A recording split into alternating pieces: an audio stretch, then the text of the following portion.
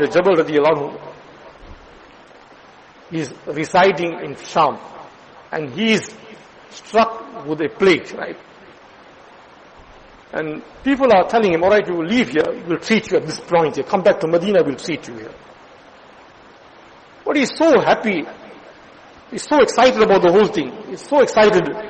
And he said, this is a blessing of Allah Ta'ala, why must I let it go?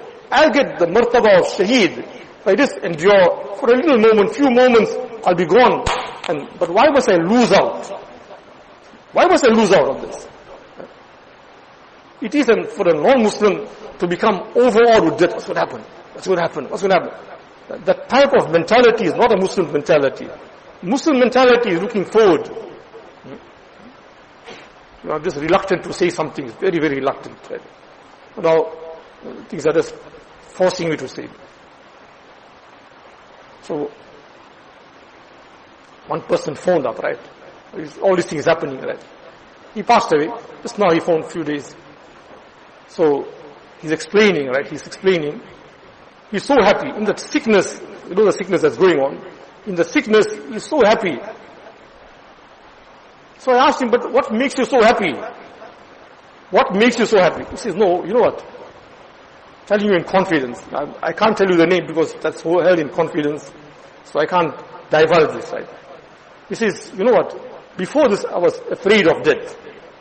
But now, Malakul Maut came to me in person. And I had such a love for him. I just want him to take me away now. Man ahabba liqa Allah, ahabba Allahu liqa'ahu. When you like to meet Allah Ta'ala, then Allah Ta'ala also is in love to meet you as well. He's also very interested in seeing you, because you like to meet him. So now, I like death and I want to go like never before. Before this I was scared, I was apprehensive, but now I just want to go. Because I know what Allah Ta'ala is going to give me. See that? So that's a Muslim's faith. He's got love for Allah Ta'ala. He believes in the hereafter. This is just a temporary trial. You can't become so overawed. For that kafir, there is nothing but fire and destruction. If he's overawed, then we can understand why he's overawed. If he's become too afraid, we can understand. But is this something for us to become overawed? Try and balance and try and bring about every type of explanation. Lock the masjids, throw people out of the masjid. Is that our behavior? I'll tell you two more experiences that happened just now, right? For you to understand. Late by Padia rahmatullah alayhi, I won't tell the person now, and I won't divulge, inshallah. He appeared in the dream, and he's very upset. What's wrong with you people? What are you doing? Why are you preventing? Why are you locking the masjids? Now this man, his whole life was to connect people to the masjid. Right? That was his whole life, to connect people to the masjid, right? I asked one person today, ask him, if Allah Ta'ala were to ask you, on what shari grounds you have locked the masjid and thrown someone out of the house of Allah Ta'ala, have you got any shari grounds? What answer you'll have? So no, that doctor said and he said, did I say it? Do you have any shari grounds to throw that person out? Another person said, he saw a saintly person, I spoke out by Padia.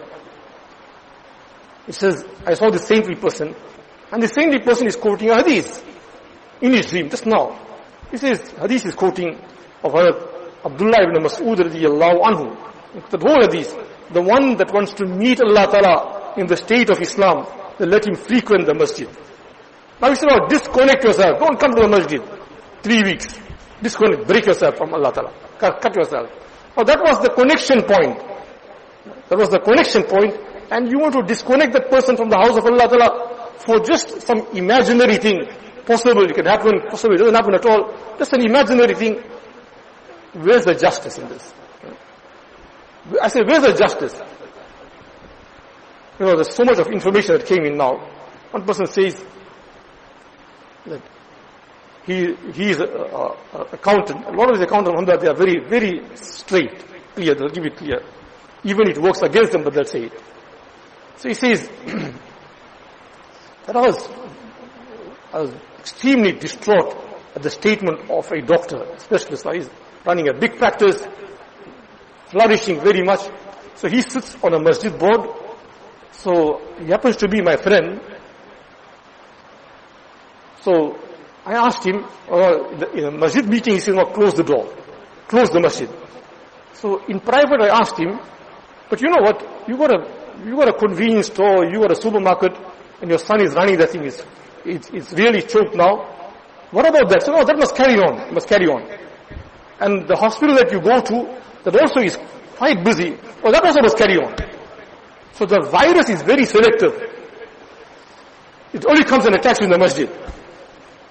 You go to the shop of his son's shop, no, it won't get you there. But why did you come to the masjid? So that means the virus is in tahu to shaitan, You come here, I'll attack you. But in the shop, he won't get you there. And the hadith is saying something else. The hadith is saying, that's the place of shaitan, don't go there. So now that must remain open. My hospital practice, that must remain open, but you shut the door of the masjid. I asked, if Allah Ta'ala shuts you down, then what? If He shuts you down, then what you do? You shut the person out. He came to the house of Allah Ta'ala, and you shut him. And if Allah Ta'ala shuts you out, Ibn Ata al-Iskandari says, there's a lot of ways for Allah Ta'ala to shut a person down. He may still feel that I'm progressing, but he doesn't know that he's retrogressing. He doesn't know it. It'll be so, سَنَسْتَدْرِجُهُمْ مِنْ حَيْثُ لَا يَعْلَمُونَ. We'll drop them so gradually that they won't even realize that we have dropped them. So those that are instrumental in any way in doing this, I ask them from my heart, for the sake of your own iman, please, for the sake of Allah Ta'ala, make tawbah. Open the doors. That Allah Ta'ala doesn't shut His doors to you. His doors are open to the whole world. Who are we to go and shut the doors? In the occasion of Hudaybiyah, right, Rasulullah did not say the Sahaba Kiram, let's do the homework and see now if we are allowed in Makkah, Mukarramah, etc. No. They all went right to the gates of Makkah, Mukarramah, right to the gates. And when they were shut down there at that point, then they did the qurbanis and the shavings, and then they returned. Right. So they went to the point that they could, but when force was used against them, at that point they turned back. Right. So the same must be practiced today. We go right to the door of the masjid. And if someone turns us out there, then we congregate outside the masjid and do a Jummah namaz outside the masjid. And we complain to Allah Ta'ala, and we complain to Allah Ta'ala about these people that are shutting your house to us. We complain to Allah Ta'ala, these are the people that are shutting your house to us. We lodge our complaint with you. So Allah, you deal with them. Allah Ta'ala Himself says, Man aslamu mimman mana'a masajid Allah. Can there be a greater zalim who prevents, can there be a greater zalim than that person who prevents the access to the house of Allah Ta'ala? Allah Ta'ala is saying something else. No, this person said this, and that person, and this WhatsApp is saying this, and this medical research. By are they Allah Ta'ala? Is there any Shari basis for you to stop that person? Then why? Why should we do this?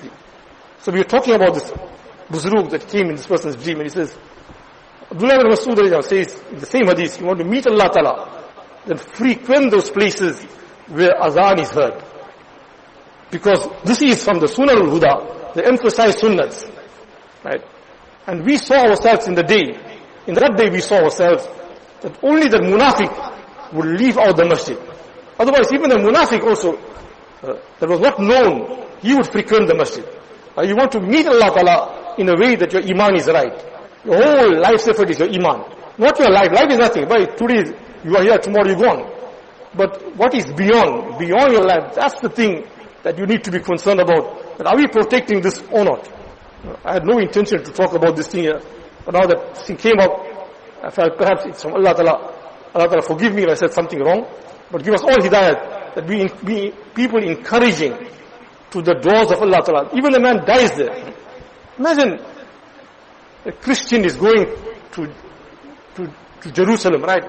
At the gates of Israel, at the airport, they are stopping them.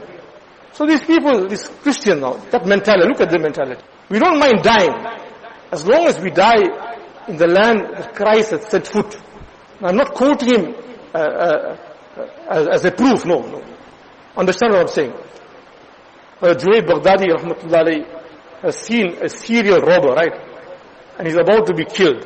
One hand is amputated, the other foot is amputated. And he went and kissed his foot. He said, I'm not kissing the foot of a robber. No. I'm not kissing the foot of a robber. I'm kissing the foot of steadfastness. See how steadfast he is. Now he's a kafir. He's going to go to Jahannam. But look at the steadfastness that he's got. That I don't mind dying at the land where Christ has set foot. Isn't that something for us to be ashamed about? Allah Akbar. Save us, protects us from all the sickness, and more than whatever sickness it is, Allah protects our iman, our akhirat, our hereafter, and our children's hereafter. Alhamdulillahi Rabbil Alameen. Salatu wassalamu ala Rasulil Kareem wa alihi wa ashabihi ajma'in. ربنا ظلمنا أنفسنا وإن لم تغفر لنا وترحمنا لنكونن من الخاسرين